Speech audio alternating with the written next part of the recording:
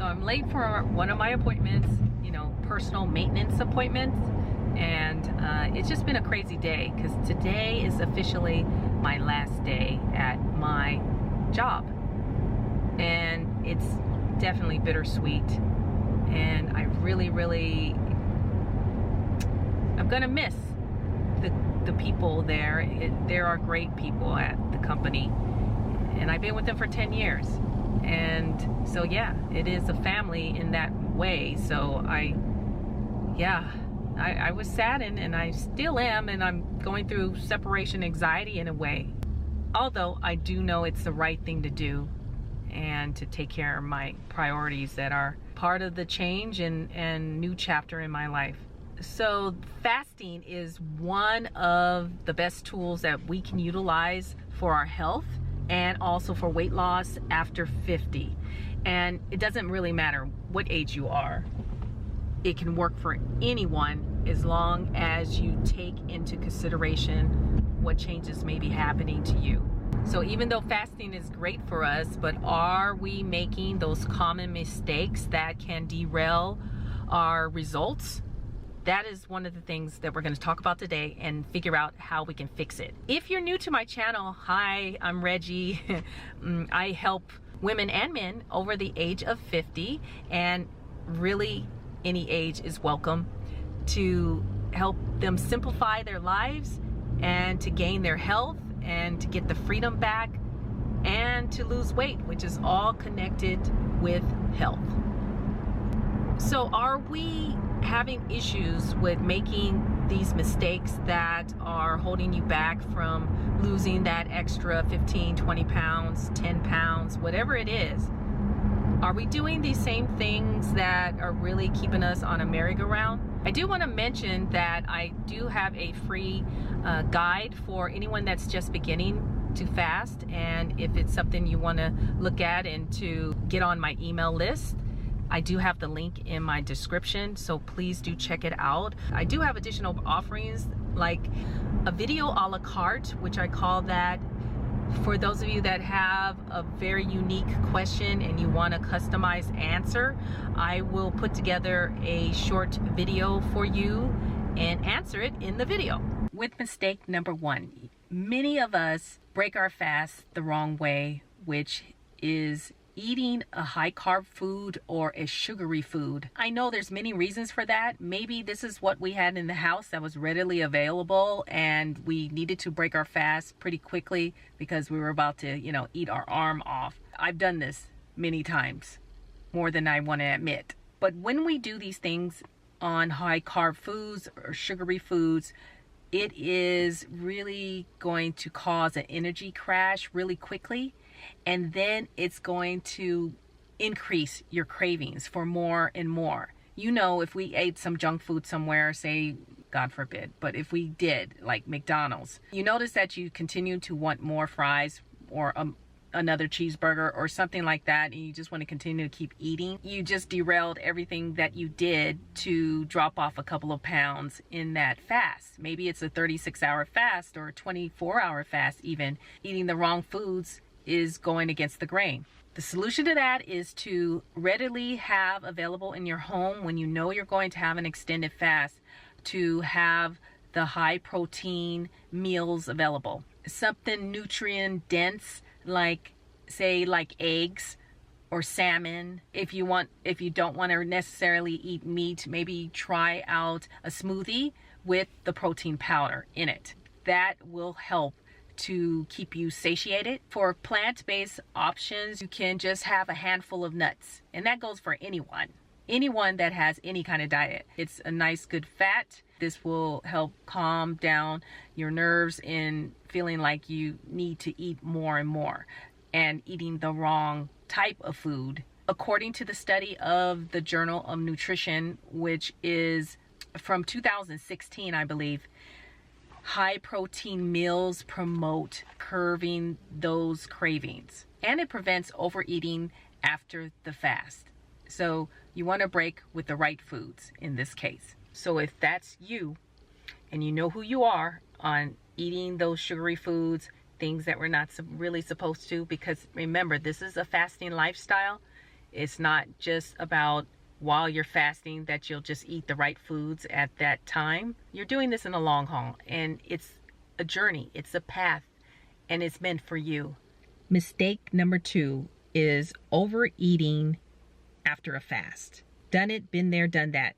You know, we think, hey, I've been fasting all day, I've been doing great, and I deserve to have a feast. I deserve to get whatever I want and continue to eat as much as I want because I did so much hard work to get here.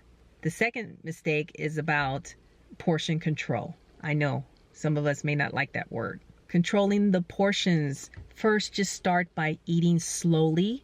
Turn off the TV and really just enjoy your food. You're igniting your taste buds.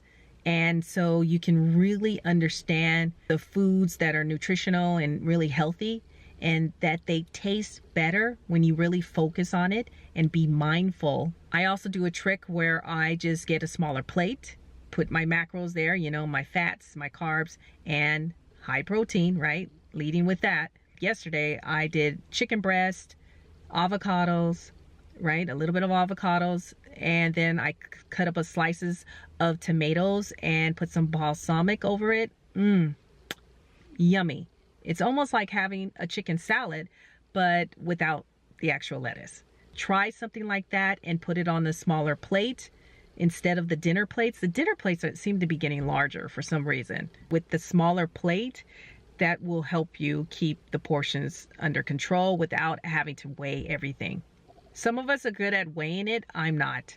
I just want to eat when I want to eat without doing so much preparation for it. Eating slowly and those small servings is really just about not giving us a hall pass just to overindulge, right? We want to respect our body and respect the goals that we set for ourselves. So research in Appetite magazine back in 2021, it shows that mindful eating techniques significantly reduce your calorie intake post-fast while increasing your satisfaction of what you just eaten.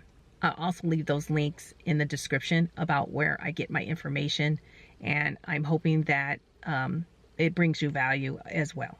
Mistake number 3, ignoring menopause or hormonal changes. So menopause, you know, changes everything. We're in a new system. Things that we were doing in the past, maybe you were fasting before menopause and it was working fantastic, right? And then now that you're doing it, say 36-hour fast, not so much. Maybe you're just not dropping the weight that you usually do, but now in this new way of our body being the way it is, it may not work the same way. So pay attention to how you should adjust your fasting window and how you should adjust when it's time to eat. Maybe one of the solutions could be is to shorten your fasting window. Maybe you don't need to go so long. Maybe you're going 36 hours, but maybe you need to do 24 hours. If you're doing a 24-hour fast, maybe you need to do just 20 hours of fasting. Tweak it a little bit, because these little tweaks will make a big impact on getting the results you're looking to get. And why you would tweak your fasting windows: if you're having, say, for instance, poor sleep, not getting enough of it, you're feeling very fatigued, or you're feeling very much under duress that you are starving yourself, it just means you need to eat. It means you need to listen to your body, and it's okay. It's okay. Maybe it's not doing OMAD 1 meal a day every day. Maybe you just need to cut it back to 3 or 4 days a week, and then the other days you eat regular meals, maybe 2 meals a day or 3 meals a day. You don't have to pressure yourself in a way that we did in our 30s and 40s even. Who are you really trying to prove this to?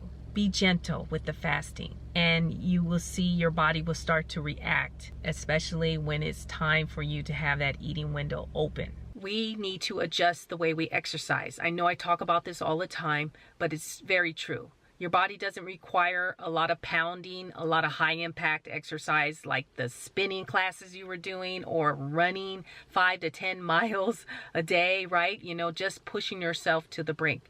Your body is asking for soft, gentle exercise like Pilates or walking or just stretching classes, things that will help bring those levels down so the body will react in a better way.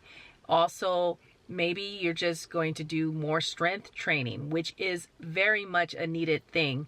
So strength training is definitely a form of cardio. It's like cardio, but it is cardio, and it will help you as you build the muscle so you can cut the fat, right? And so if you're doing that in a fasted state, you will see the results really build in the direction that you want it to go. So Dr. Mindy Pelz, if you're not following her already, please do. She's an expert in fasting for women over 40 especially. Highlights from her book called Fasting Like a Girl. I'll leave that link as well. Dr. Pelz really gets into adjusting your fasting windows and deep diving into your hormonal shifts and how you can work both together so you can win and get the results that you need. Now that you know the 3 biggest mistakes and how to fix them, then let's go for it. Fasting can be, and it is, I know it is for a fact, very life-changing. If you do these things right and really be mindful of how you do things in the fasting, it will work to your benefit. Download my free guide, guys, if you haven't, as a beginner in fasting, because that's really what it's geared towards and how we find resources together. Thanks for watching, guys, and always remember you can begin again. We'll talk to you soon on the next video. Cheers. I don't